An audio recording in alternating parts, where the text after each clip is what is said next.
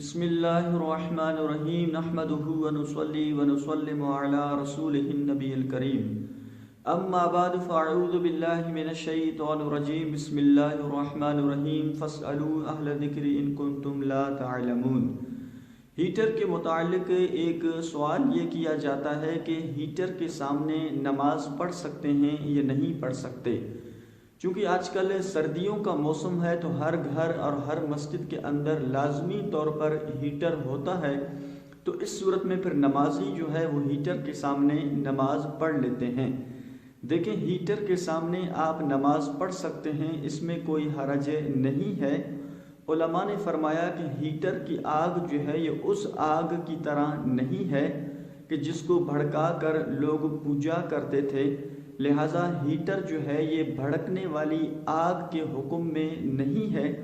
اس وجہ سے ہیٹر کے سامنے آپ نماز پڑھ سکتے ہیں کہ جس آگ کی لوگ پوجا کرتے وہ آگ بھڑکتی تھی، اور ہیٹر علماء فرماتے ہیں کہ اس کی آگ بھڑکتی نہیں ہے، اس وجہ سے یہ آگ کے بھڑکنے والی آگ کے حکم میں نہیں ہے اور ہیٹر کے سامنے نماز پڑھ سکتے ہیں، اس میں کوئی حرج نہیں ہے۔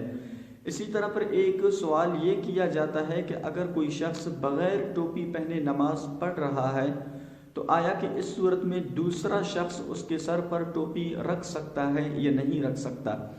دیکھیں، ٹوپی کے حوالے سے ہم نے یہ حکم بیان کر دیا کہ اگر کوئی شخص سستی کی وجہ سے بغیر ٹوپی پہنے نماز پڑھ رہا ہے تو اس صورت میں اس کی نماز جو ہے یہ مکروہ تنزیہی ہے، شریعت کو پسند نہیں ہے، لیکن اس سے نماز ہو جاتی ہے۔